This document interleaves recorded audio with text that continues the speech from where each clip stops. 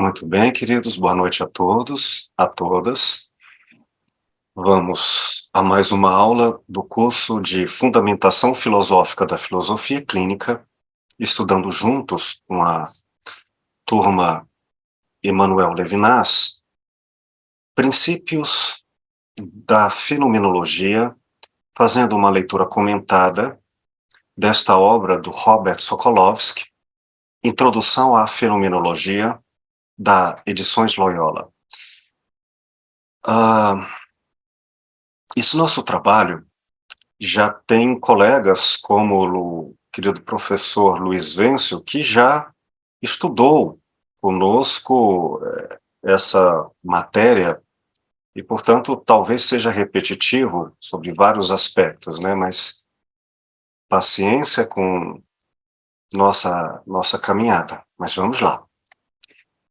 A questão que nos importa aqui, nesse não apenas recorte, mas uma interlocução entre o método fenomenológico e a metodologia da filosofia clínica, no viés do professor Lúcio Pachter, nos coloca diante de uma demanda, em primeiro lugar, de natureza ética. Porque no cuidado com o partilhante, na relação terapêutica, nas interlocuções entre filósofo clínico e seu partilhante, nós temos, cada um de nós, uma riqueza subjetiva singular que nos possibilita um caleidoscópio de perspectivações, de julgamentos, de pareceres.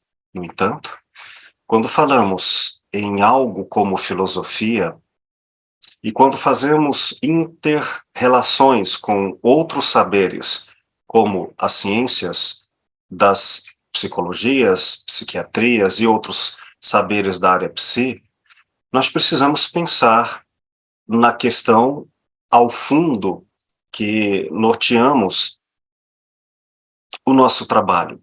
Em termos éticos, como podemos garantir que o nosso olhar, a nossa leitura, o nosso entendimento do outro tem alguma objetividade suficiente para não ser meramente opinião? Mesmo no campo da opinião, ela precisa ser ética, precisa ser cuidadosa. E na filosofia clínica, o lugar primeiro é o da ética. A alteridade, ir ao outro. E essa é uma questão que antecede o conhecimento, porque diante do outro, diante do estranho, nós temos muito que nos é semelhante. Muitos caracteres do outro são muito próximos dos nossos. Aquilo que, na metodologia de Lúcio Pachter, chamamos de bases categoriais. Mesmas linguagens, entendimentos com referências comuns de tempo, lugar, circunstâncias, relações, todos esses elementos em torno nos deixam com uma impressão de que podemos falar ao outro tal qual falaríamos conosco mesmos. Isso não é apenas uma questão tão simples, porque eu não posso confundir o outro com o mesmo, comigo mesmo. Então, para garantir a outridade, nós teremos sempre dois tipos de cuidado, ou duas dimensões do cuidado ético. Uma, o cuidado como recuo, o cuidado como receio, como uma interjeição em que nós, à medida em que parece-nos em nossa intensidade, em nosso cuidado, estamos a ultrapassar, a violentar, a ferir o outro, então, mesmo sem conhecimento, diante da possibilidade, nós recuamos. Na metodologia, nós podemos fazer isso e não precisamos de conhecimento para perceber que podemos invadir o mundo do outro. E sempre com ou sem conhecimento. nos aproximarmos do mundo do outro por uma interpretação equivocada, por exemplo, nós precisamos ter cuidado e recuar. Este primeiro sentido do cuidado, com o conhecimento do outro, o quanto mais fundamentado, menos opinativo e mais epistemológico, aumenta-se a necessidade ética desse cuidado. Porque uma das formas de cegueira que a nossa época desenvolveu, nossa época racionalista, é acreditar que, tendo um conhecimento instrumental e racionalizado, faz com que nós não precisemos manter lucidez na presença do outro. E aí é muito comum que a gente perca a lucidez substituindo-a pelo conhecimento. Nesse sentido, o conhecimento é valioso, a epistemologia é imprescindível na tarefa de ir ao outro, mas não é prioritário. O fundamental é sempre a ética e a atenção que, inclusive, o próprio conhecimento pode anestesiar o estado da sensibilidade. Então, cuidado. O cuidado deve aumentar quando surgir a semelhança. Há duas formas de equívocos desastrosos e antiéticos que, na tarefa de interpretar o outro, especialmente na esfera do consultório, onde tratamos nossos estudos aqui, duas formas de mesmidade, isto é, falta da alteridade, falta do outro, duas formas de repetição em que o eu, em sua referência de identidade, projeta e confunde no outro como se o outro fosse o mesmo. E aí, identificar-se com o outro, ver nele coisas que o eu nele projetou, é um terrível engano que, em termos éticos, significa violentar a singularidade do outro, que precisamos respeitá-la e potencializá-la em sua autenticidade. Nesse primeiro estado do cuidado, que é o alerta, o recuo, vamos entender que o risco se dá na ausência do conhecimento de uma forma, e outro, talvez ainda mais grave, na presença do conhecimento. Na ausência do conhecimento, que é na ausência do pathos, da reflexão, do susto, do eu sei que não sei e vou procurar conhecer com fundamentação. E aí eu faço o conhecimento. Na ausência do pathos, na ausência do conhecimento, a mera opinião, portanto, sem fundamento e desinteressada de se auto-investigar, o instantâneo, o fácil, faz com que o outro seja o mesmo. Por isso, filosofia clínica não pode ser, enquanto filosofia, opinião. E um filósofo clínico não pode ter suas opiniões, no sentido fortuito, sobre o outro, sem a relação de conhecimento. Está claro essa primeira noção do cuidado? O cuidado pode se perder pela mesmidade quando não temos conhecimento das nossas diferenças. Repito, ela já existe na sensibilidade. Mas a ausência do conhecimento nos traz o risco de confundirmos-nos com o outro. Agora, um segundo perigo. Quando o conhecimento adquirido sobre o outro se congela, se calcifica, se engessa ou, de outras maneiras, vira um pré-conceito universalizante que torna todas as pessoas reféns de uma leitura teórica, uma forma de interpretar, e aí eu perco o singular. Perco aquilo que pretende a filosofia clínica, um conhecimento epistemológico artesanal. Será conhecimento, mas medido com a sensibilidade e as diferenças pessoa a pessoa. Uma outra forma, portanto, essa segunda forma que eu quero afirmar, muito perigosa, é quando nós já temos conhecimento, os mais teóricos possíveis, e aí eu já não preciso mais ouvir o outro, aprender a diferença que nós temos entre o intérprete e o interpretado, e aí o outro passa a ser o mesmo, não pela falta de conhecimento, mas ele passa a ser apenas refém, reproduzido pelo conhecimento. O outro vira teorizado. Ele já não é mais outro como fenômeno, ele é outro como teoria. Eu perco o outro. Dois riscos. Um pela ausência do conhecimento, o outro justamente pelo conhecimento instrumentalizado e já sem as relações vivas da lucidez. Tá claro essa primeira colocação? Pois bem, esses desafios, a fenomenologia será um dos recursos valiosos que vai nos ajudar a vencê-los. A segunda forma do cuidado, que já dissemos em outras aulas, é quando, a partir do conhecimento, das nossas diferenças, nós vamos ao outro respeitando as diferenças então conhecidas. Então eu sei como cuidar do outro, não apenas com uma mera opinião, eventualmente confusa, projetada das opiniões do filósofo clínico sobre o partilhante. Não. Será com conhecimento do outro sobre as características que o outro revelou nessa escuta fenomenológica.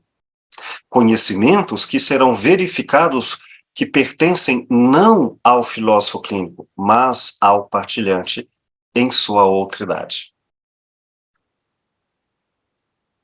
A questão, então, que nós vamos hoje aprofundar, que está sempre ao bojo do estudo da fenomenologia no cuidado terapêutico da filosofia clínica, é como ir ao outro, conhecendo as diferenças, a fim de serem respeitadas e, na prática clínica, potencializando o que há de mais autêntico no partilhante.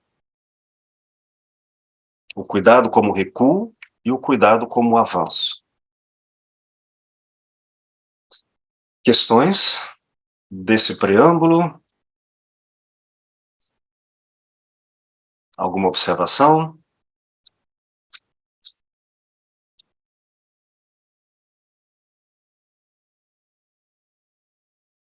Muito bem. Professor, Sim. na aula do Leopoldo, né? Sim. Não sei se eu entendi, não sei se eu entendi bem. Então, em relação a isso que foi colocado, eu preciso de conhecer muito muito de mim, não é? Do que eu tenho, de como eu sou, para eu poder ir ao outro. Ele fala um pouco disso lá, não é? De conhecer você tem que conhecer o seu instrumento, entre aspas, um instrumento, assim, os meus canais de percepção, para eu poder não me confundir com o outro. Excelente observação, Miriam. O dito popular de uma espécie de moral comum é que não devemos nos comparar, que temos que respeitar as pessoas e por isso não podemos nos comparar. Eu compreendo a intenção dessa colocação, mas rigorosamente é o contrário. Para respeitar o que o outro tem enquanto outridade, enquanto diferente de mim, é via comparação. Se não comparo, não percebo nossas diferenças, porque a diferença não está no outro, não está em mim, mas está entre nós. É estudando o que nós temos entre nós que perceberei o quanto cada um é diferente. A busca da comparação não é para exatificar, tornar a todos como se fossem exatamente os mesmos. Então, se for corrigir os termos mais adequados, em um julgamento moral, não devemos exatificar uns com os outros, mas comparar. Na comparação, veremos que as diferenças é o que nos caracteriza. Nesse sentido, o autoconhecimento é essencial para o conhecimento do outro, tanto quanto, na mesmíssima relação, o conhecimento do outro é essencial para conhecer a si mesmo. O autoconhecimento exige o outro, como o conhecimento do outro exige o si mesmo. No encontro entre ambos, nós vamos encontrar uma medida, um parâmetro. E este parâmetro, ele não pode ser de conteúdos opinativos. E é aí que nós vamos chamar distintamente de forma e conteúdo a natureza do conhecimento. Pela forma, nós encontraremos método.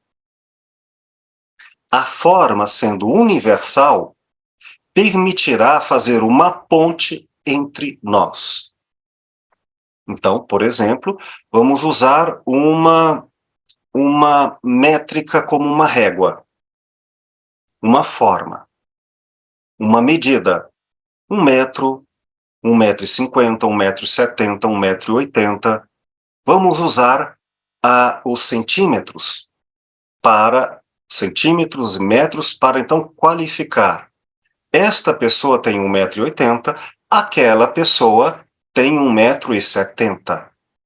A medida, ela é formal, portanto, ela é universal e serve para concretizar a diferença entre um e o outro. E assim, quando formos nos comparar, diremos, esta pessoa é alta, mas ela não é alta nela. Embora eu julgue e qualifique ela, mas eu direi, ela é alta comparado a outra pessoa. E assim, se eu for usar outros elementos, como uma pessoa é bonita, feia, inteligente, ignorante, se eu for usar vários critérios para qualificar as pessoas de diversas formas, eu estarei precisando de uma métrica formal. E nesta métrica, eu localizarei as nossas diferenças. Portanto, é a comparação que nos permitirá a aproximação. Só para esclarecer, então, os termos, os conceitos. Em termos éticos, o contrário do diferente não é o igual, é o indiferente. Na indiferença, eu não percebo o que temos de próprio em cada um. Eu só percebo que uma pessoa é alta comparado a outra. Na indiferença, eu não me interesso pelo outro, só fico com o eu mesmo, com a mesma idade. Portanto, para perceber as diferenças, precisamos não ser indiferentes. E aí entra um outro termo que é importante nós utilizarmos aqui para aclarar os conceitos. Igualdade, em termos éticos, significa que a métrica que estamos usando é a mesma para diferentes pessoas. A métrica. Eu direi que uma pessoa tem 1,80 m ou 1,70 m, porque eu estarei usando uma régua com centímetros. E essa mesma régua é que me permite comparar uma pessoa como alta e outra pessoa como baixa. Essa régua, que tem que ser igual para pessoas diferentes, cria, portanto, um laço entre nós. Essa régua é a racionalidade, portanto, forma, julgamento formal, julgamento metodológico, é aquela racionalidade que garante, sustenta a igualdade entre nós. A razão é não apenas o único, mas é um dos caminhos que se vale a filosofia, de que valem as ciências, para garantir igualdade. O contrário da igualdade não é o diferente, é o desigual. Então, o contrário da diferença é a indiferença. Diferente vem com a lucidez, perceber o outro, comparado com aquele que vê.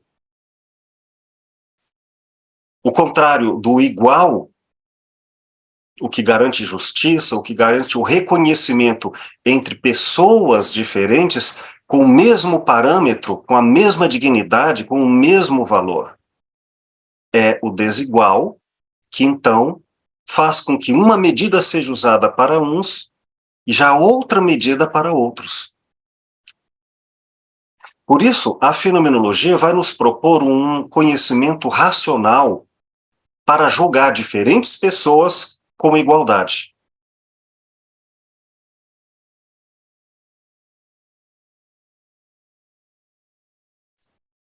E para fazermos isso, em filosofia clínica, essa racionalidade não poderá ter conteúdo de valores, julgamentos de valores.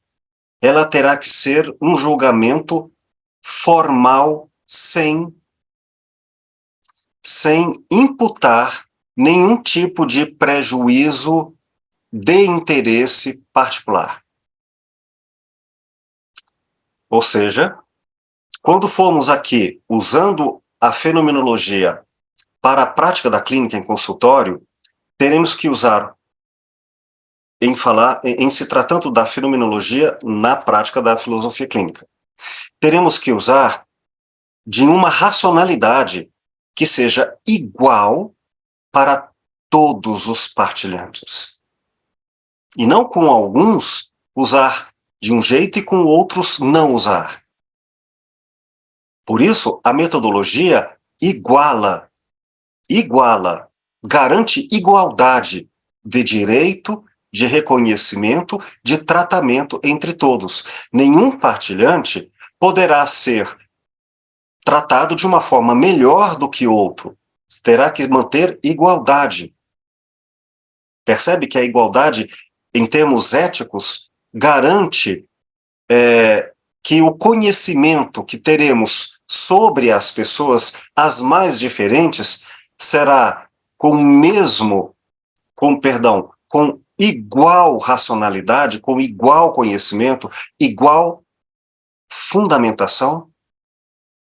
Não poderei dizer, gostei mais do Luiz Wenzl, então com ele eu utilizarei o método.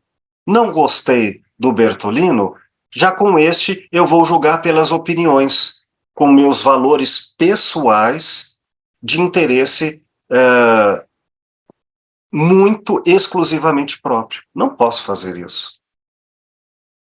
Razão pela qual, se for atender uma pessoa, talvez, um familiar, em que eu saiba, sinta, reconheça, e olha aí o perigo, portanto, o cuidado, de que talvez eu não consiga dar a esta pessoa o mesmo parâmetro de igualdade, de racionalidade, de metodologia para esta pessoa, porque eu terei com ela talvez mais afeto ou mais ódio, então não poderei atendê-la. Ficou claro, Miriam?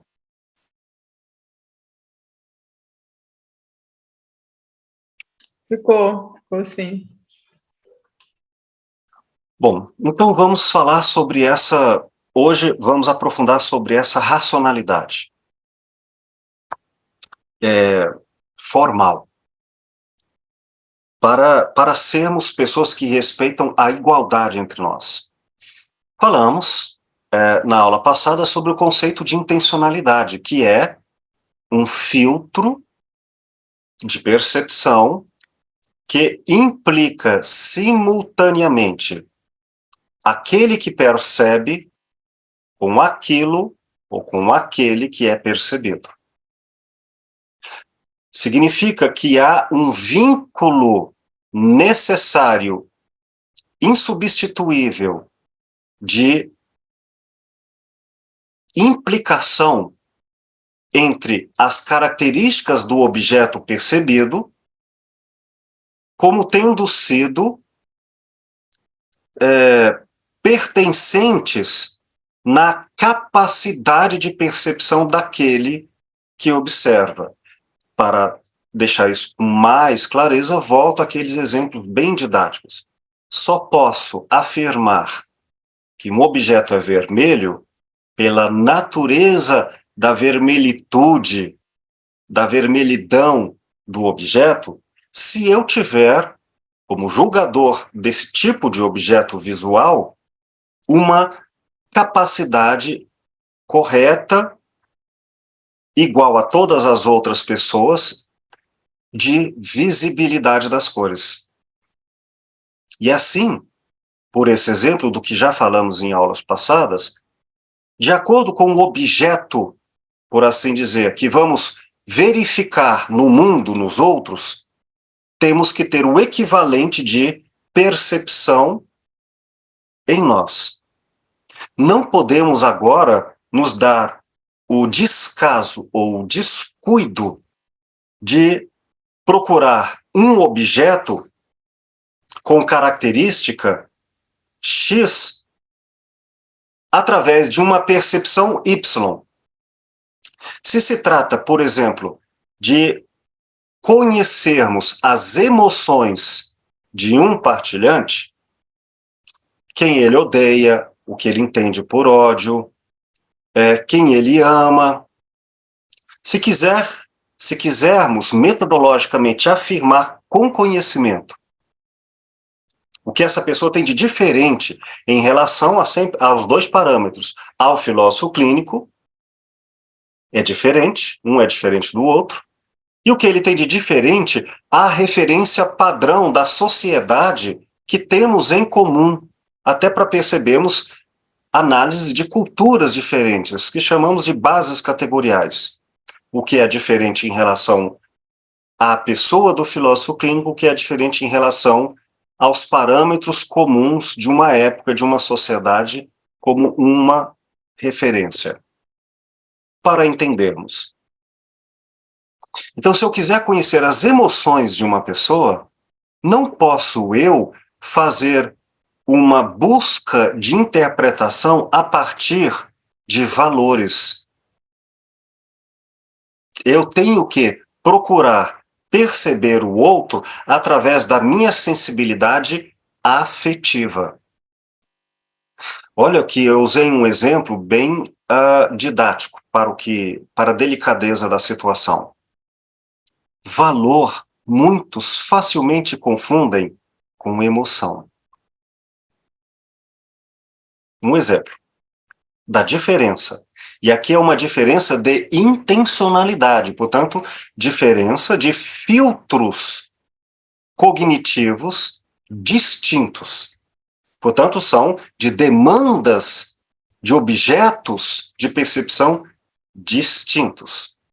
Podem vir mesclados, mas conceitualmente não são os mesmos. Então vamos lá. Se uma pessoa diz: eu estou magoado com fulano. Magoado é uma emoção. Mas não é apenas uma emoção. É uma emoção carregada de um julgamento de valor, do que ela entende como justo ou injusto, do que ela entende como devido ou indevido. Então, além da emoção, tem um valor. Dois filtros de intencionalidade estão sendo cruzados para formar o conceito de mágoa. Quando ela diz, eu fiquei magoado, está falando tanto por um filtro de valores, quanto por um filtro de emoção. Não posso, então, perceber, deixa eu recrutar em mim uma percepção emotiva. Tenho que recrutar em mim também uma percepção de natureza axiológica. Tá claro? Tá claro como a complexidade do mapeamento do singular de uma pessoa exige muitos filtros de percepção, cada um deles lúcidos. A intencionalidade não é um conhecimento, é uma sensibilidade. Através da intencionalidade é que conhecemos. Eu posso conhecer a emoção de uma pessoa, intencionalidade emotiva, através de um filtro, de uma intencionalidade bem distinta, como, por exemplo, a sensação corporal. Se eu fizer esse tipo de desajuste, perceber um fenômeno, para não dizer um objeto, um fenômeno emocional através de uma percepção, uma intencionalidade, um filtro cognitivo de natureza sensorial, eu terei, sim, conhecimento, mas equivocado. Daí eu poderei dizer, por exemplo, a pessoa diz, em uma ambiguidade dos termos, o que você está sentindo? A palavra, o verbo sentindo, cabe pela ambiguidade, o que pode gerar até uma equivocidade, e o exemplo que eu estou dando, ela pode dizer, eu estou perguntando com relação ao corpo, o que você está sentindo. Então você tem que falar em tato, calor, frio, você tem que falar em humores e outras percepções que são organicamente ou propriosensitivas a partir da pele. Essa é a minha pergunta, mas eu disse apenas que você está sentindo. E o outro, ao ouvir da ambiguidade do termo, a interpretação das emoções, aí ele fala, eu estou me sentindo bem. Olha que confusão. Quem respondeu, estou me sentindo bem, quis dizer bem emotivamente. E a pessoa que ouviu entendeu bem como sensoriamente, fisicamente. O que deve, então, fazer um filósofo clínico? Ele não pode ficar descuidado dos filtros de percepção que estão em jogo na linguagem entre nós. E como isto não é óbvio, não existe outridade com obviedade, nós precisaremos sempre usar elementos de verificação, e aí falamos em epistemologia, de confirmação, de investigação, de estudos, para não garantir de forma 100% objetiva, mas para fundamentar com o máximo de aproximação objetiva possível, objetiva do ponto de vista da validação. É emoção e não sensação. Estou lúcido dessa diferença. Embora a experiência sensível, o conteúdo da vivência, eu não viverei o que o outro estará vivendo.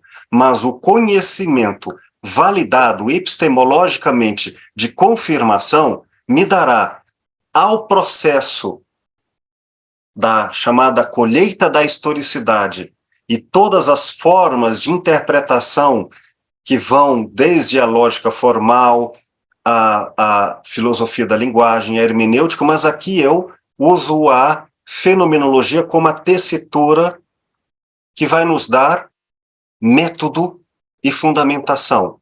O filósofo clínico, com o seu trabalho, poderá dizer: eu conheço esta pessoa, conheço o que ela tem de própria, e sei apontar o que isso tem de diferente do que eu penso, concordando ou discordando, mas sei que pensamos, vivemos a realidade de forma diferente, isso me traz lucidez, e sei também comparar como esta pessoa tem suas diferenças em relação à sociedade e aos pares das pessoas com que ela convive. E, nesse sentido, dizer o quanto ela representa, endossa, conflitua com o meio ambiente, a cultura em que ela está inserida.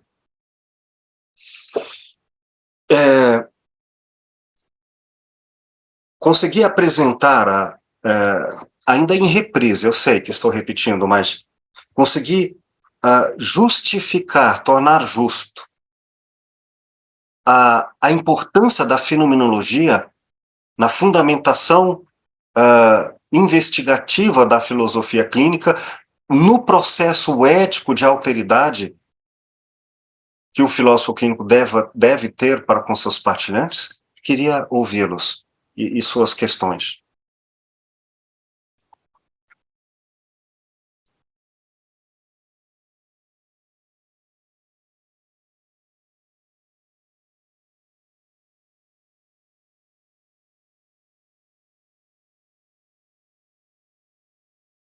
Ou eu falei tão grego que ficou difícil até de elaborar perguntas.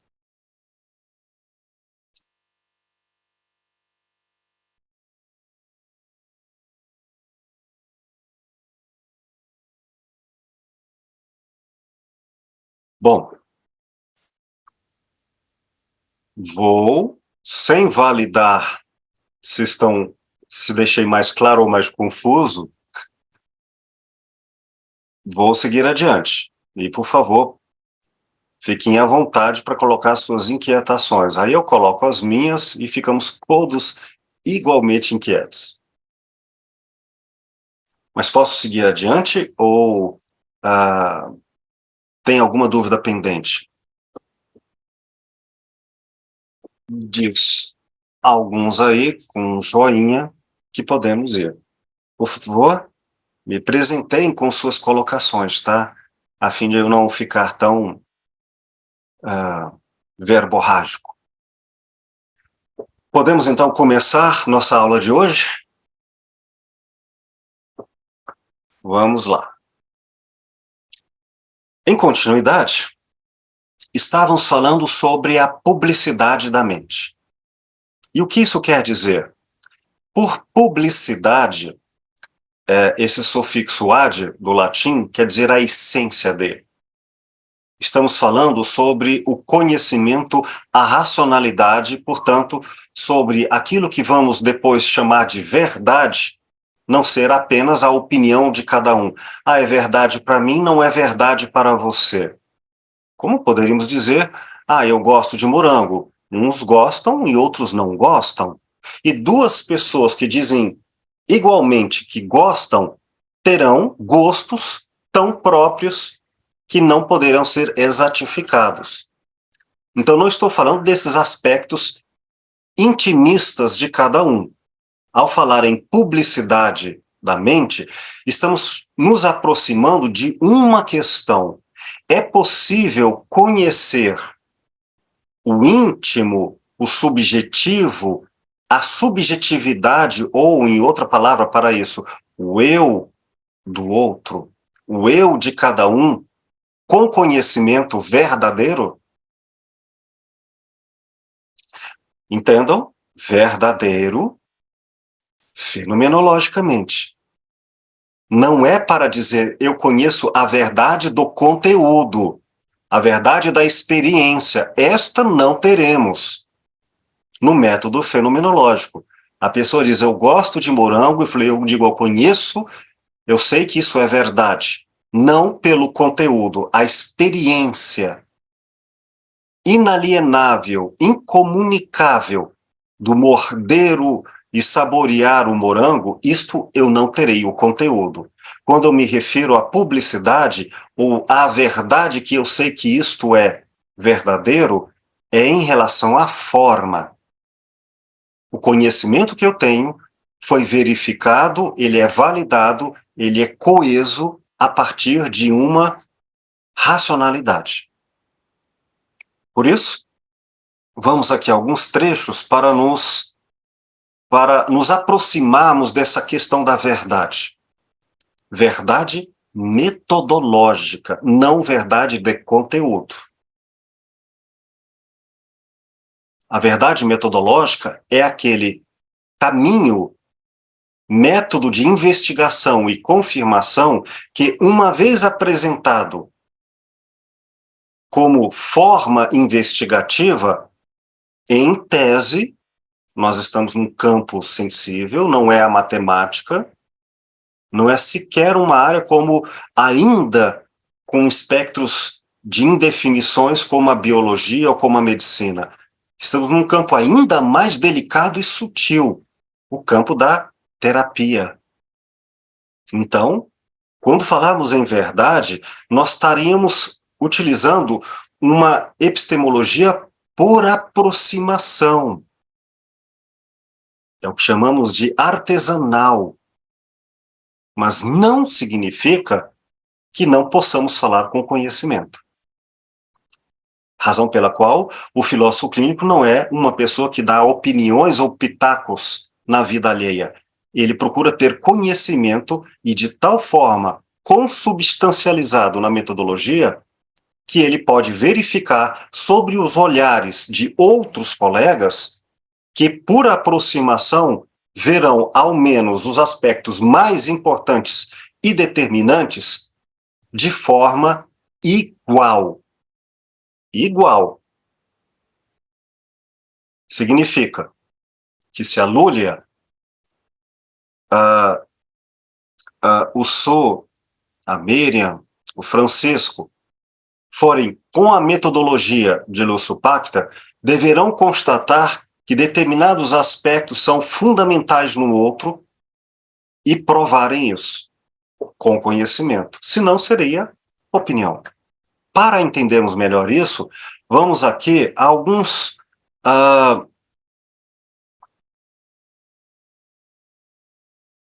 outros termos que estão aqui neste parágrafo. Eu gostaria, para ouvir a voz de alguém que não sou eu, gostaria de saber se alguém poderia fazer essa leitura do texto aqui, ó, dessa parte em amarelo.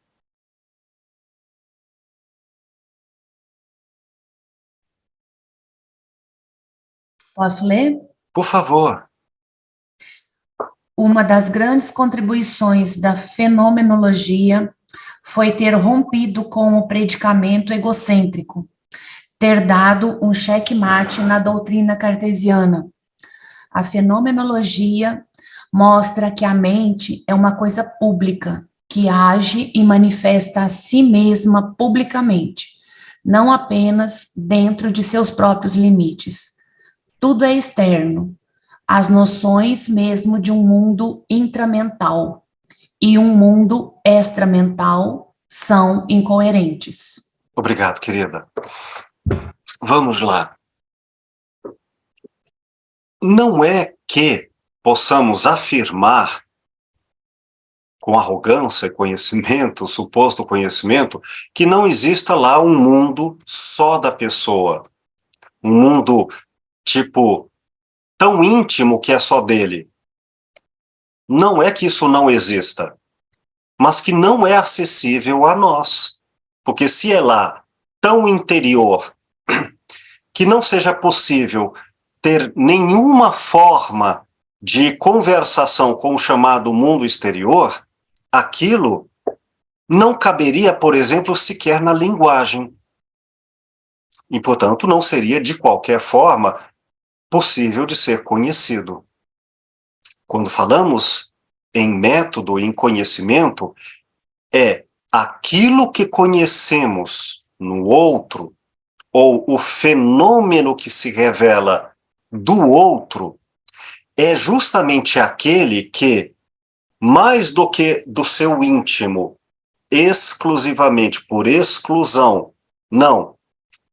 Aquilo que ele tem no íntimo, que é a experiência, o fenômeno, no entanto, ela comunica com os outros, com outras percepções, desde que tenhamos um acesso igual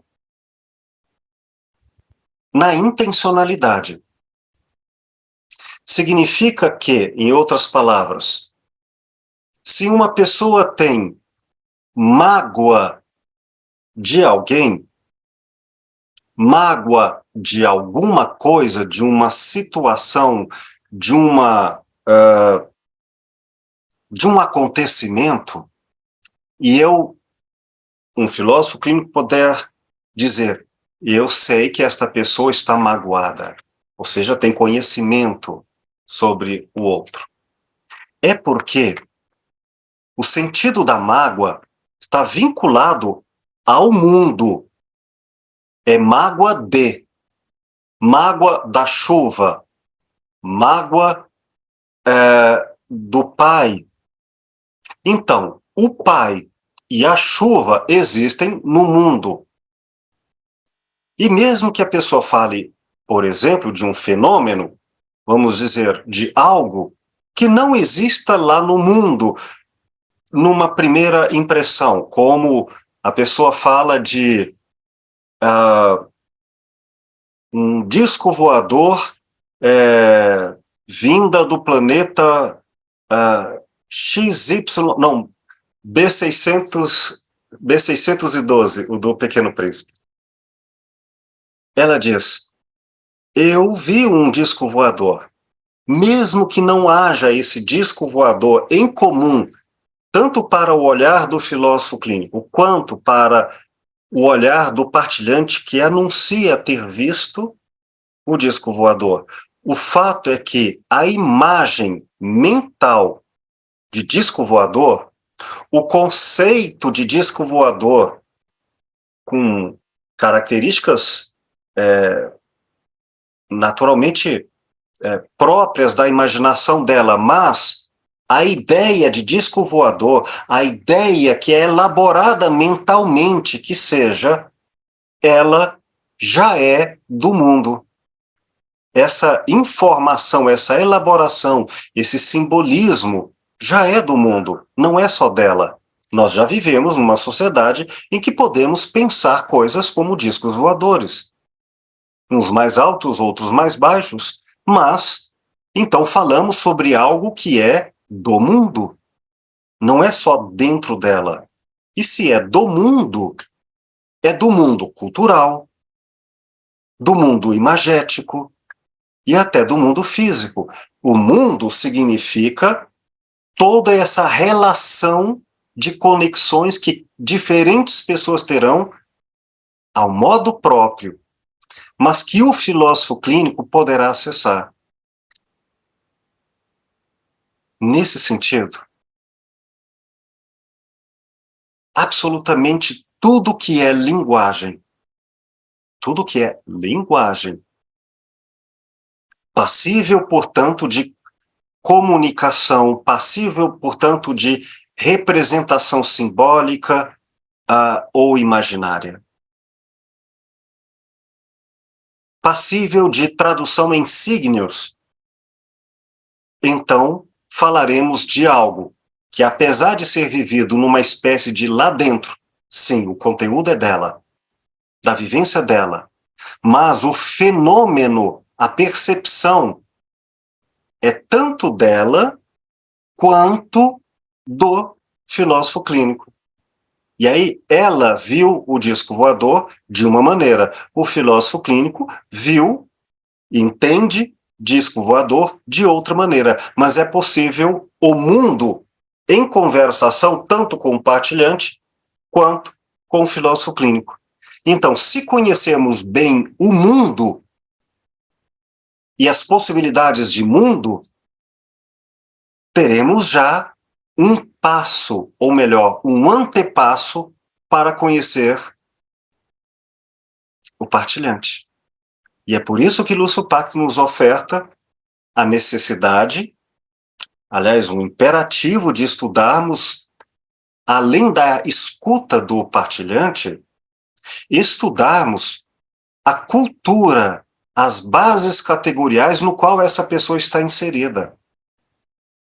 Porque aí eu perceberei o como aquela pessoa dimensiona o mesmo mundo que eu percebo.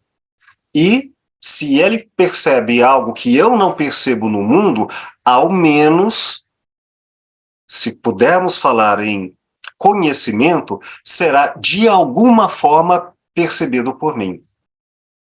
E aí eu poderei dizer, o outro está vendo com determinados filtros de intencionalidade. Isso, com esses filtros, eu também acesso.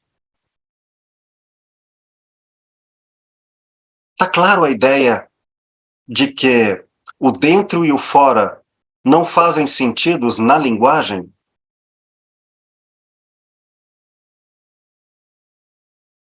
Eu queria muito saber se estou conseguindo traduzir esse conhecimento para vocês. Professor, eu acho que esse conhecimento em si, ele é difícil da gente entender, né? A gente que vive num mundo muito cartesiano, né? A impressão que nós temos é que tudo é muito dentro, com pinceladas fora, né? E temos a impressão que as coisas são muito nossas. Nesse ponto, e um ponto mais para frente no livro, ele dá a impressão de nem acreditar que existe uma mente, né? Que existe algo dentro. Não sei se eu entendi errado. Não, entendeu? Correto. Porém, o conceito de mente é que não é interior. Pois é. Eu fico pensando, por exemplo, nas experiências assim, vamos supor, se uma pessoa tem uma visão de algo místico, que seja, vamos Sim. dizer assim, Ok. e que ela nunca viu no mundo antes, que não tem na base categorial dela, nenhuma outra base categorial que ela tenha conhecimento, né? Sim. Isso aí não é uma memória, para nós seria uma vivência, né? E essa vivência não seria pública, assim, porque Não. não teria. Para os filósofos da fenomenologia, seria seria o quê? Assim, uma vivência dessa. Às vezes a pessoa teria até dificuldade de explicar, né? A vivência que ela teve, Este que é o ela ponto, viu. Luiz. Para os filósofos seria um delírio? Não, não. Para os fenomenólogos? Não, não, a questão não é essa. É por outra análise. Obrigado por colocar essa questão. Você falou conhecimento em si. Essa é uma expressão cartesiana, mas não é possível fenomenologicamente. Se falarmos em conhecimento, estamos falando em algo além de uma intuição qualquer. Estamos falando em algo que se revela. Portanto, como fenômeno, está presente não em si, mas na percepção. É como eu falar do som sem nenhuma audição, nem imaginariamente. O som em si só faz sentido de eu falar em som se for para algum ouvido, mesmo que imaginariamente. Não tem como haver o fenômeno sem o correlato intencional da percepção do fenômeno. E é por isso que eu disse, Luiz, se uma pessoa tiver uma espécie de, vamos chamar, de uma vivência mística da realidade, ou de Deus, ou da metafísica, ou de qualquer outra coisa, não significa que isso não exista. Seria a mesma coisa de eu provar que Deus não existe. A razão não pode provar a inexistência do que sequer é confirmado racionalmente. O que em fenomenologia podemos é dizer na medida, portanto, na ponte racional, medida entre nós, linguagem, entendimento, e que vamos traduzir mais adiante como verdade. Verdade aqui não é a verdade subjetiva, verdade como vivência, não, verdade no nível do conhecimento. Então eu posso dizer que eu conheço do que o outro fala, só posso falar se isso for linguagem, passível de linguagem. E, portanto, passível dos elementos que nós temos em comum e que estão no âmbito da racionalidade. E aí, portanto, estarão no âmbito do entendimento e da confirmação.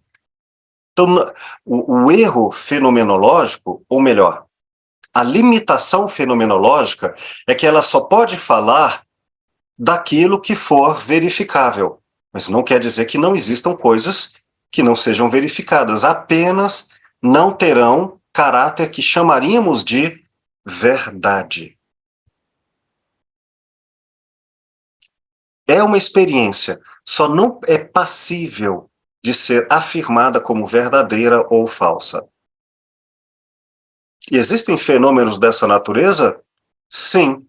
Nem poderei chamar de fenômenos, porque fenômeno, o conceito é o que se manifesta no mundo. Então, existe, mas não é fenômeno. Se é fenômeno, é manifestação. Se é manifestação, é, de alguma forma, linguagem. Por exemplo, digamos que eu faça uma interpretação religiosa ou anacrônica de tentar entender que lá no passado o que os antigos, os primatas, entendiam ser deuses eram discos voadores. Ora, se eu atribuo o elemento discos voadores, eu estou usando categorias, percepções, elementos interpretativos de uma época para um fenômeno que lá, naquela época, talvez não pudesse sequer ser colocado em linguagem. Mas hoje eu coloco. Mas se eu coloco, eu estou colocando de forma exterior ao outro, independente do outro, e não é um diálogo. E nesse sentido, só faríamos isso com uma licença ou poética ou histórica, com a ressalva. O que eu estou falando não se verifica com a objetividade lá, mas por esse viés de interpretação que eu estou usando. Portanto, tem um valor que não de verdade científica, mas tem outro valor, a de construção imaginária. Mas fica claro que eu estou usando meus critérios que pertencem a mim. Assim como, Luiz, eu posso dizer não gosto, não concordo, e emitir opiniões sobre o outro. Tudo bem, mas a questão em que nós estamos tratando não é essa. Os gostos ou desgostos de um frente ao outro. Ou sentimentos, ou fenômenos que cada um teria, mas de conhecimento. E o filósofo deve conhecer o outro. Além de ter suas opiniões, claro. Ajudou? Então, nesse sentido, da mente ser, de tudo ser externo, de uma certa forma tem que haver uma certa concordância pública sobre o que se fala, não é? Sobre o que é visto, boa sobre questão. o que é percebido, né? Não é exatamente o termo concordância, mas discussão.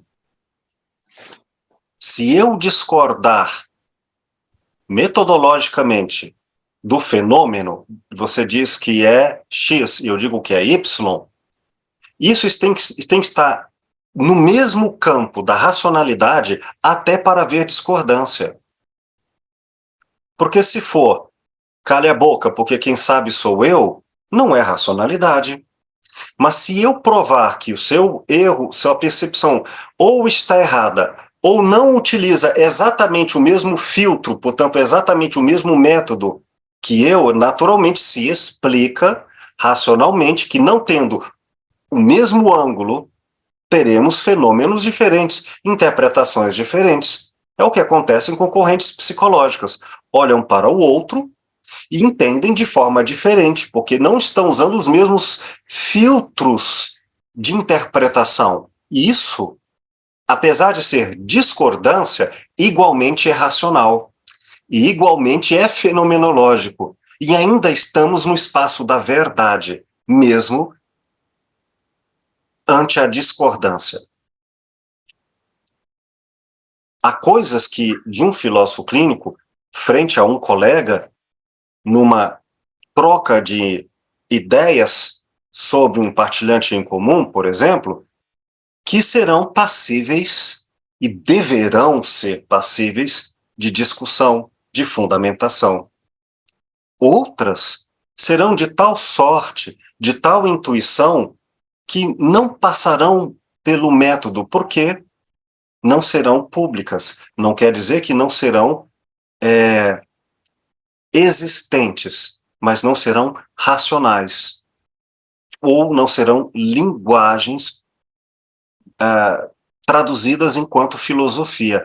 Este é o ponto, inclusive, não vou aprofundar nisso agora, que Lucio-Pacter abre uma esfera para a clínica, que é, via matemática simbólica, um dos tópicos que ele coloca, que até uma certa medida há uma conversação fenomenológica, mas há uma abertura para compreensões da realidade em que a própria linguagem já não mais pertence ao mundo entre nós, portanto, já não são mais linguagens. E o tipo de linguagem que tentaria abordar intuições místicas, por exemplo, da realidade, que é: eu sei o que o Luiz Vêncio está sentindo no seu rim. Eu sei porque eu sinto diretamente, o que racionalmente não seria possível, porque não há, numa experiência sensorial, uma intencionalidade que migre sensorialmente o meu corpo ao dele. Mas se uma pessoa diz que é possível, mas não é constatável fenomenologicamente, ou seja, não se justifica e não se verifica no campo, no entanto, o fenômeno está lá.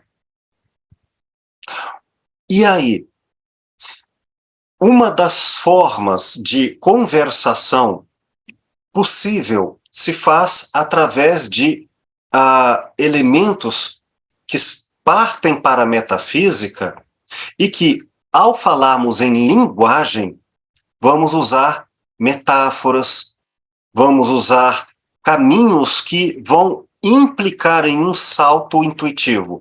Não tem como eu lhe falar sobre isso, mas eu posso lhe aproximar de uma tal linguagem e, portanto, de uma tal relação que existe no mundo, de um esforço de tradução para que você, o ouvinte, na tentativa de comunicação disso, perceba por si. É um esforço de adivinhação que Wittgenstein utiliza nos chamados jogos de linguagem, em que eu posso, ao conversar com o outro, usar de metáforas e metonímias e elementos que darão ao outro uma espécie de entendimento do que eu quero lhe passar, mas não tem como o outro viver diretamente. Mas, através dos jogos de linguagem, o outro vai percebendo: não é isso, não é isso, não é aquilo. E, se houver um salto intuitivo, houve uma eficiente conversação, um jogo de linguagem, em que não foi representado, mas foi intuído. Então, ainda assim, a filosofia clínica, não vou aprofundar muito nisso agora, porque foge ao método da fenomenologia. É possível um esforço de percepções intuitivas dessa natureza, até no campo metodológico, como uma espécie de ensinar o gato a pular, mas sem estar na pele do gato.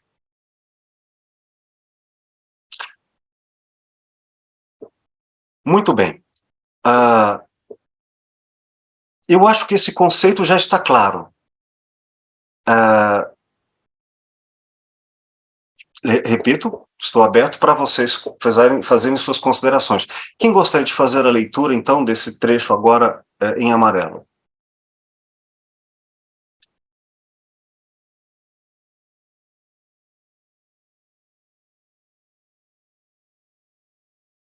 Força? Posso fazer. Sim, obrigado. Há diferentes tipos de intencionalidades correlacionados com tipos diferentes de objetos. Por exemplo, nós executamos intencionalidades perceptuais quando vemos um objeto material ordinário, mas devemos intencionar pictorialmente quando vemos uma fotografia ou uma pintura. Devemos mudar nossa intencionalidade. Tomar algo como uma fotografia é diferente de tomar algo como um simples objeto. Fotografias são correlatas com intencionalidade pictorial. Objetos perceptuais são correlatos com a intencionalidade perceptual. Aqui, só para esclarecer. Que tipo de confusão aconteceria se eu utilizasse elementos interpretativos para uma pintura ou uma fotografia em que eu sei se tratarem de representações e não dos objetos que sensorialmente estariam presentes lá? Eu me valho do desenho animado, dois desenhos animados. Um do Pernalonga, em que ele está sendo perseguido pelo o porquinho, o caçador, e os dois vão andando e eles correm para a beira de um abismo, continuam correndo até pararem no meio do vazio, já sem o chão, para apoiarem os pés. E aí um olha para o outro, os dois olham para baixo e percebem que até põem a mão para baixo dos pés e diz, nossa, e agora? A gente pode cair. Mas aí o Pernalonga diz, você vai cair, pois eu ainda não estudei a lei da gravidade. Então continua andando e o porquinho cai. Ora, imaginem que a diferença entre uma fotografia e a percepção dos 5 sentidos, ela está graças a intencionalidades diferentes. Se acharmos que são independentes, estaríamos num outro mundo que não aquilo que fenomenologicamente chamaríamos de realidade. O Luiz Vencio falou de algo que não é um desenho animado. Relações místicas, sim, mas aí nós teríamos que falar de uma outra realidade, Luiz Vencio, que não cabe na linguagem racional. Eu vou até usar, por exemplo, para não confundir racionalidade com cientificidade, tá? Vou usar um outro exemplo.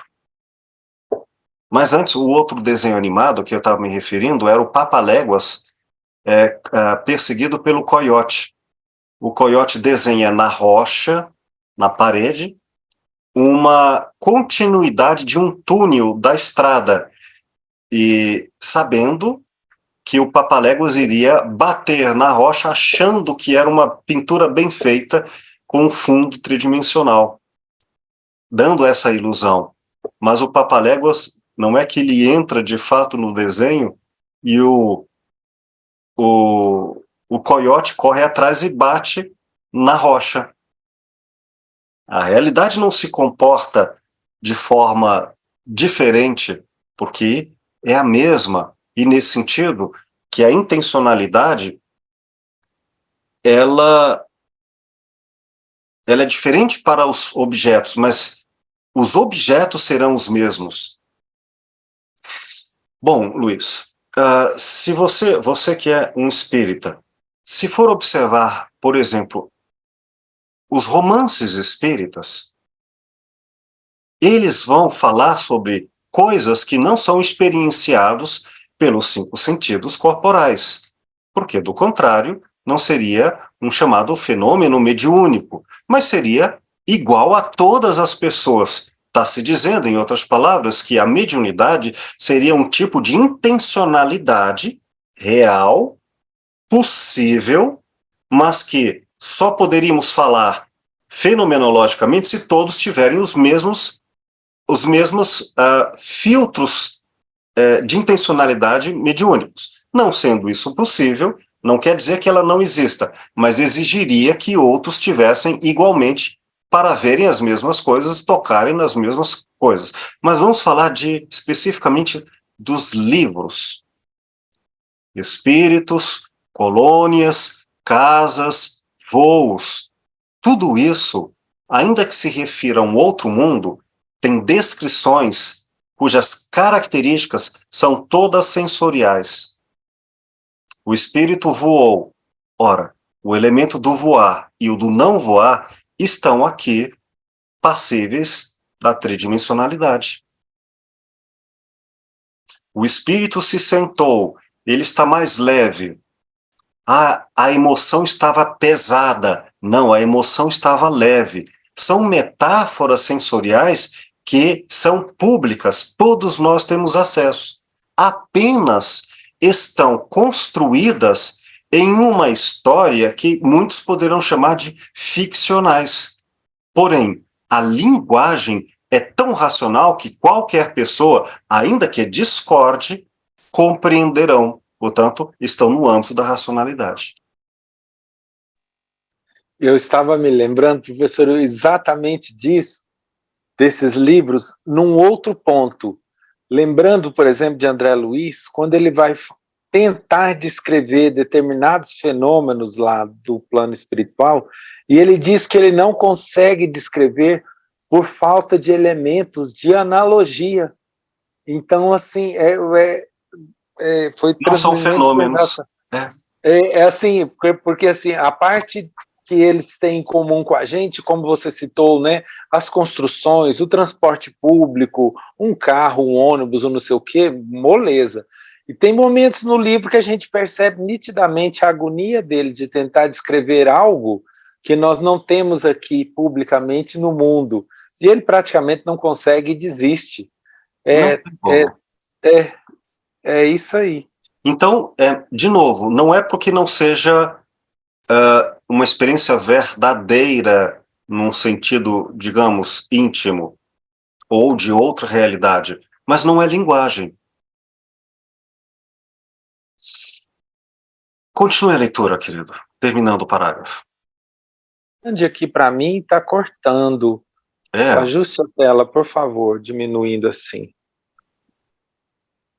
Assim, está melhor?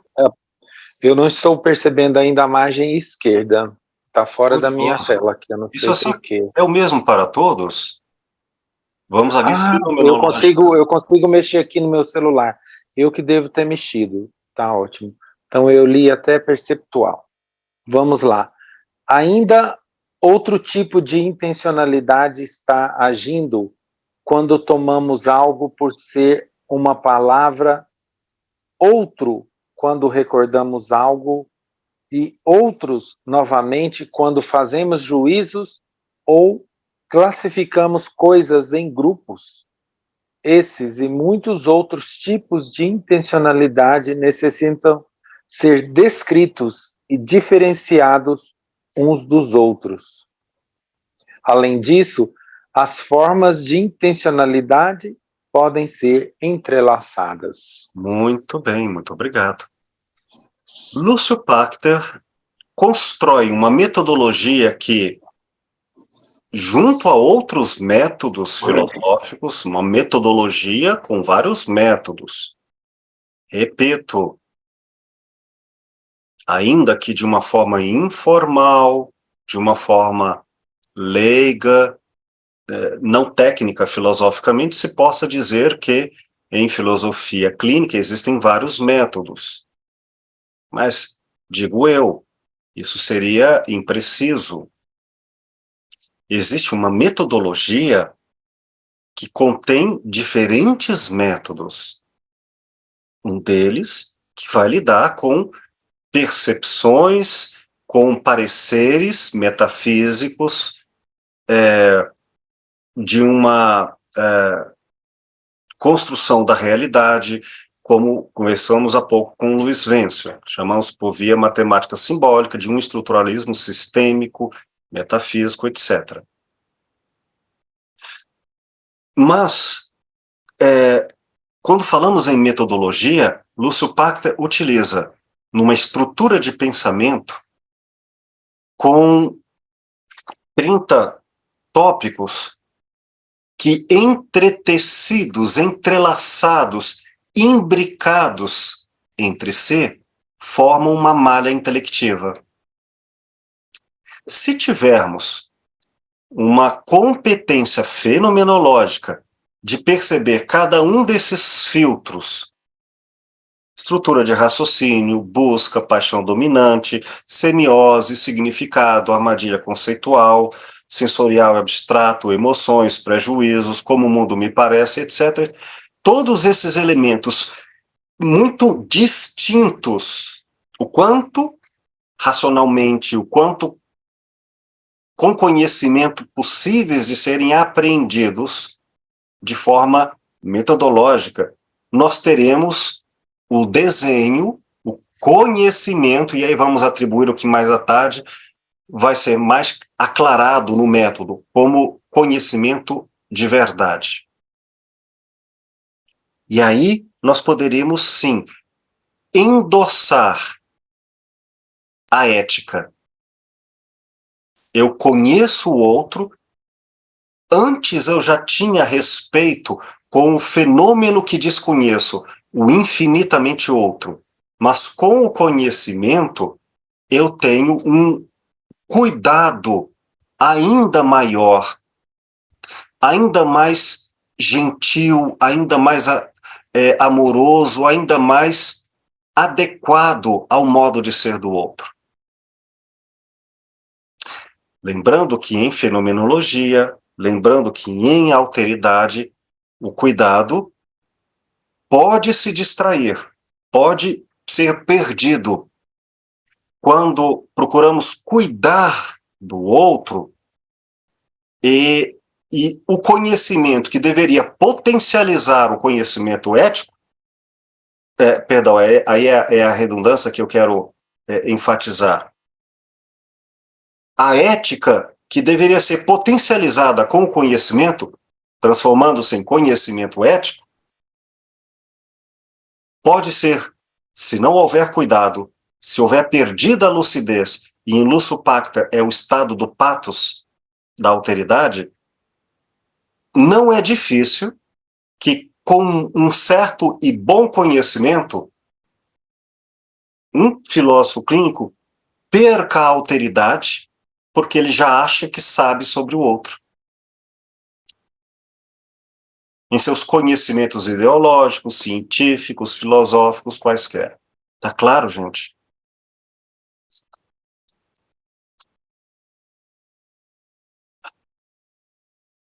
Então, se me permitem, eu vou fazer aqui um pequeno salto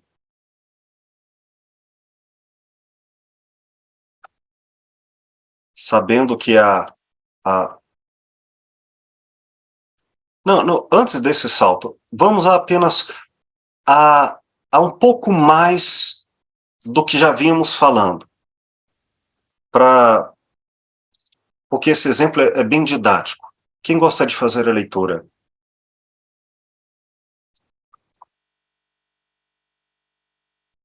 Eu posso fazer, professor. Por gentileza. Alguém poderia objetar. É esse mesmo, né? Isso. O que dizer de alucinações e enganos? Às vezes as coisas não são como elas parecem. Podemos achar que vemos um homem, mas damos a volta e é somente um arbusto. Podemos achar que vemos um punhal, mas nada está lá. Obviamente, o homem e o punhal estão apenas em nossa mente. Não é isso que mostra que tudo está na mente? De modo algum. O ponto é simplesmente que aquelas coisas podem parecer com outras coisas, e às vezes pode parecer que estamos percebendo quando realmente não estamos. Uma noite, alguns anos atrás, no inverno, eu dirigi em direção à minha garagem e vi uns poucos pedaços de vidro na calçada. Julguei que alguém deveria ter quebrado uma garrafa lá. Estacionei meu carro perto na estrada, pretendendo voltar na manhã seguinte para limpar a calçada. Quando retornei no dia seguinte, achei só algumas poças d'água e pedaços pequenos de gelo. O que eu havia visto como vidro era de fato só gelo. Ok. Muito bem, Miriam. Coisa boa para ler. Eu quero só deixar claro o seguinte: o entendimento errado é racional. Está no campo da racionalidade. Portanto, se alguém erra, e em filosofia clínica, se um filósofo clínico erra, ele não fugiu da razão, necessariamente por isso. Por quê? Se chamamos de erro, é porque em algum momento, seja por outrem, seja pela própria pessoa, nós vemos que é possível perceber o erro. Porque usou-se um tipo de intencionalidade inadequada à natureza do fenômeno. Como eu disse, a pessoa está magoada e eu vejo só pelas emoções e não vejo pelos prejuízos cheios de valores. Ou faço a confusão quanto a sentimentos ou sensações. E por aí mostra a facilidade de errarmos. Então, se erramos na nossa pesquisa via a historicidade dos dados fenomenológicos do discurso do partilhante, é porque é passível de aprendermos com isso. E é natural que esse processo do errar seja justamente a confirmação do método. Quero dizer, quando percebemos que erramos, é que estamos, neste exato momento, mais racionais do que antes, mais acertados do que antes. A percepção do erro não pode servir, então, para uma vergonha ou uma acusação, mas tem que servir justamente para o acerto, porque a percepção do erro só se dá no acerto, na retificação. Quem sabe que errou é porque aprendeu. Quem sabe que está errando é porque justamente agora e não antes é que está confirmadamente aprendendo. O erro não é uma maldição, mas é a bênção. Claro que isso implica em problemas, mas a problematização é o caminho da racionalidade filosófica. Então é natural que a gente tenha possíveis erros, que tenha preocupação antecipada com os erros, entendendo que eles fazem parte do processo e não como sendo falências do processo. Eu queria deixar isso bem claro, porque que os erros sejam bem-vindos à aprendizagem e não momentos em que abandonaríamos o método sobre o equívoco de acharmos que estamos nos afastando do método. Não. Tá bom? Tá claro essa boa lição? Tá tudo certo quando erramos. Pois bem, aí continuando a leitura, disse ele: eu me relacionava ao mundo, o fato de haverem cacos de vidro, crença ou águas, em modos diferentes. E essas relações eram baseadas no fato de que, sobre algumas circunstâncias, gelo pode parecer com vidro.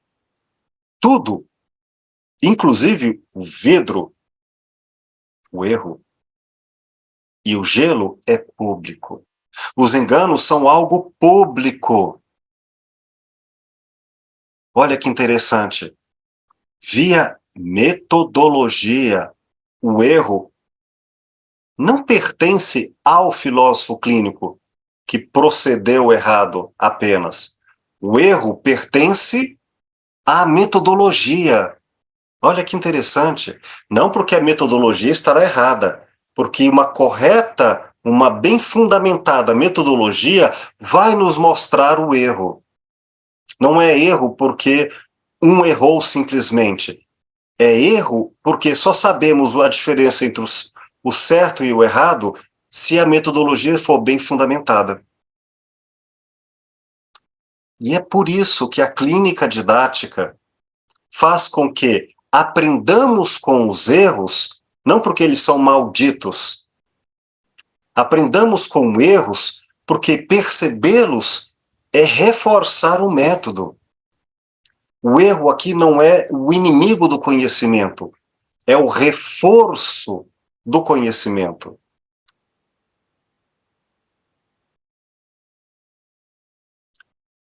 Karl Popper, na sua obra clássica, A Metodologia da Pesquisa Científica, ele traz isso de uma maneira muito rica em termos de verificabilidade ou de cientificidade, porque ele disse que é curioso como o dogma pode existir justamente em onde ele não deveria jamais existir, entre os cientistas. E os cientistas podem ser os mais dogmáticos do que os leigos, porque cheios de poder, estabelecidos e fundamentados num endosso de senso de autoridade, em que, quando professores, quando pesquisadores alcançaram uma espécie de notório saber, costumam já não ser mais tão científicos e cuidadosos quanto antes. Essa é a questão que eu estava dizendo lá desde o início dessa aula de hoje. Razão pela qual, para que possamos manter a ciência com rigor, é importante que ela não tenha mais nenhum suporte de autoridade e tudo seja frequentemente, constantemente, penhoradamente combatido através da possibilidade do erro. Então, diz ele, sabe-se que uma tese é científica porque todas as vezes que se tenta provar que ela está errada, ainda não se conseguiu. Ela só é verdadeira porque ainda não foi considerada errada. Então, quando se tenta provar que a filosofia clínica é um engodo, no entanto, sem abandonar a prova, só acusar, isso não seria científico, seria mau humor. Mas todos aqueles que tentarão provar como a metodologia da filosofia clínica estará errada, farão bem a ela e não mal. Então, todas as críticas são bem-vindas para o próprio construtor da epistemologia, da fundamentação. O que deve, então, temer um conhecedor? Ele não deve temer os que tentam contradizê-lo.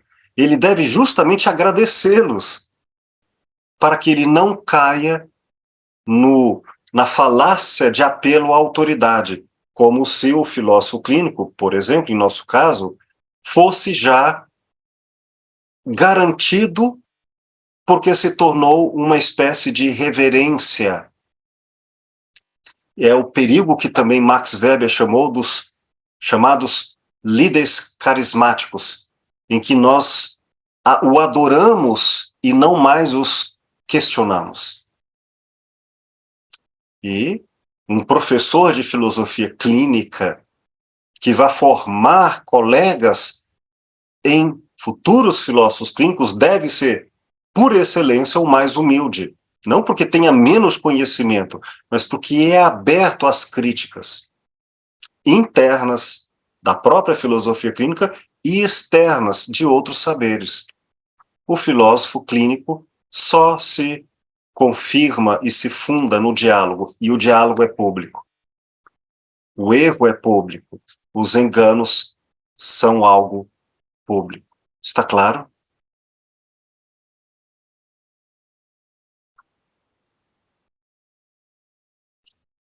Os que conhecem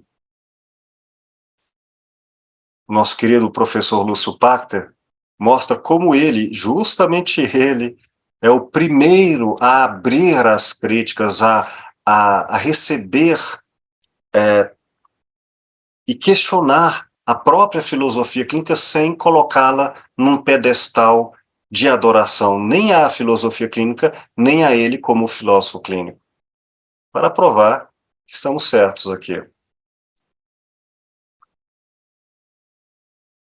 Então, Luiz Vencio, quando se falou em alucinação, em delírio, isso também é conhecimento. Infelizmente, o conceito de alucinação e o conceito de delírio passaram a ser difamatórios do ponto de vista moral e político sobre o julgamento das subjetividades, assim chamados loucos, como uma espécie de rebaixamento da dignidade humana. Ora, muitos desses chamados delírios, isto é, que não coadunam, que não representam os mesmos olhares fenomenologicamente comuns das bases categoriais, não deixam de ser fenômenos. E ao chamá-los de delírios ou de alucinações, não significa que não sejam percepções reais, porque são reais de algum viés, reais de algum estatuto fenomenológico. Portanto, são válidas. E são, em termos de ética, tão válidas quanto os das bases categoriais, quanto os da racionalidade comum. E é graças a isso, por exemplo, que criamos, e aqui é uma mudança às vezes delicada, nem sempre possível, entre uma boa literatura ficcional ou fantasiosa e o delírio. E aí permitiríamos chamar de não delírio, e sim literatura, porque estaria dentro de uma aceitação ética cultural, mas poderia ser facilmente entendido como delírio. Se não houver ética. Então, se colocarmos em perspectivas esses termos e seus equivalentes conceitos, nós veremos que tudo deve ser tratado fenomenologicamente como público. O delírio, a alucinação, a fantasia, a imaginação, e, inclusive, no mesmo patamar de dignidade, a realidade científica, e não como esta última, a mais importante de todas. Não. Ela pode ser a mais útil pragmaticamente, mas não a mais importante no fenômeno humano. O delírio pode ser muito mais importante do que o conhecimento matemático ou médico. Ficou claro, queridos?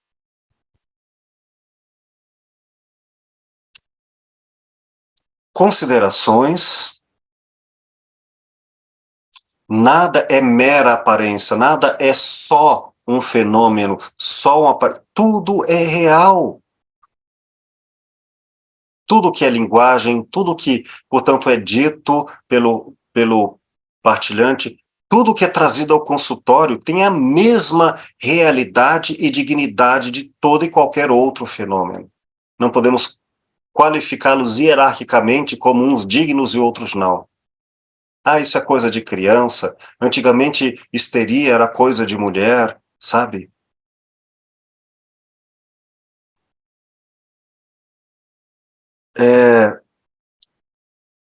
Podemos passar a outros pontos, mas talvez seja bom que a gente termine por aqui. Tenho o receio de cansá-los em tantas informações, mesmo que em reforços e em redundâncias, em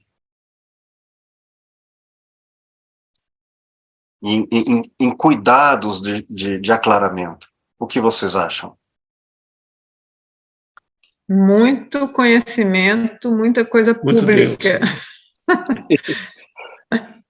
Teve E muita a parte que vem é importante, né? A gente discutir bastante o exemplo do cubo, né?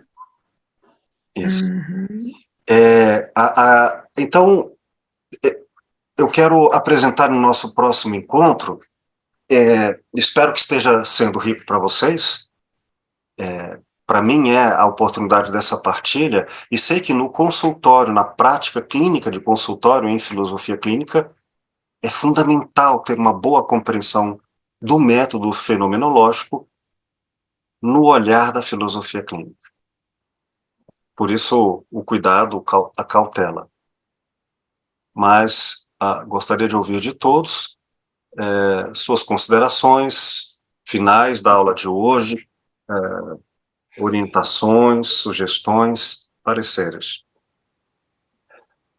Professor, ele não deixa de ser um pouco irônico, assim, a facilidade com que ele coloca que tudo é público e o esforço que a gente faz para acessar um partilhante e obter o conhecimento dele através da metodologia, da filosofia clínica, e toda a nossa peleja seja obtida, no final das contas, uma aproximação, e não, sabe, assim, Não eu uma olho violência. esse homem falando assim, tudo é público, eu fico só pensando assim, meu sonho, meu senhor.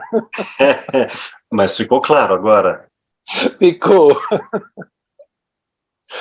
Ficou. Assim como ele fala, uma outra questão, assim como ele fala que as intencionalidades, cada uma tem um tipo, uma categoria, lembra muito os nossos tópicos, né? Ou a maioria deles, né? Que a matemática simbólica não se encaixaria aí, mas a maioria deles é uma forma, né? É como se fosse uma dessas categorias de intencionalidade que ele cita, Sim, e ali com seus conteúdos, né? Cada uma delas, né? A ser analisada de maneira especial, né? e entretecida. Mas lembrando que em filosofia clínica não apenas atendemos pessoas individuais com sua riqueza singular subjetiva. Atendemos também instituições, grupos, fazemos interpretações de culturas, sabe, de coletividades. Então, estamos diante de uma questão que são simultâneas ao atendimento da pessoa, né? As bases categoriais, as relações transcendentes. A fenomenologia é um desses caminhos, mas não desassiste os demais. Bom, professor, Oi, mas eu fiquei com a fenomenologia, para mim, trouxe uma segurança, no sentido que o conhecimento do partilhante vai acontecer ali na relação externa, e não dentro de mim, né? naquele espaço público mesmo. Eu acho que isso traz muito mais tranquilidade e segurança, até para perceber o erro, como trouxe ali, que não é aquilo que eu trouxe de dentro, né? Nunca vou conhecê-lo por inteiro, né? E nem o mundo, né? Mas só de ter essa tranquilidade, estar a consciência de ali acontecendo na relação, traz tranquilidade para usar os tópicos, e aí eu acho que ficou mais tranquilo isso para mim. Exato, e assim, não é uma coisa que depende de uma espécie de poder mágico, sabe, de uma pessoa. O cuidado, o afeto, a relação ética é insubstituível, mas o viés fenomenológico não é meu, não é seu, é nosso. É entre nós. Ele é da filosofia clínica. Então, essa expressão, o meu lugar de fala, nós temos aqui dois lugares de fala simultaneamente. A aquele que não é da fenomenologia, que não é de nenhum método, que é de uma sensibilidade na aparição do outro. Não depende de método, não depende de conhecimento. E esse lugar de fala, é o da ética, ele é insubstituível. Porém, há um outro lugar de fala em que nós falamos com conhecimento. E que se justifica. Nós temos até o Código de Ética da Associação Nacional dos Filósofos Clínicos, que rezam que, mantendo esta ética originária da alteridade na presença dos outros, a metodologia que utilizamos será para confirmar essa ética, de que nós fomos ao mundo do outro e não ao nosso mundo projetado nele. E que esse mundo do outro, não apenas como pessoa, mas como sociedade, ele é capaz de ser confirmado pelo método. E assim, se eventualmente formos chamados a justificar nossas ações, nós teremos como mostrar isso. Que não fomos levianos.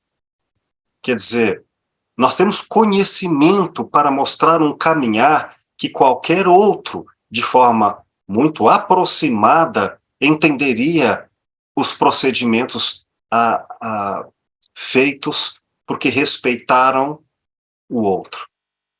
O conhecimento confirma a ética. Isso nos descansa, como você bem colocou.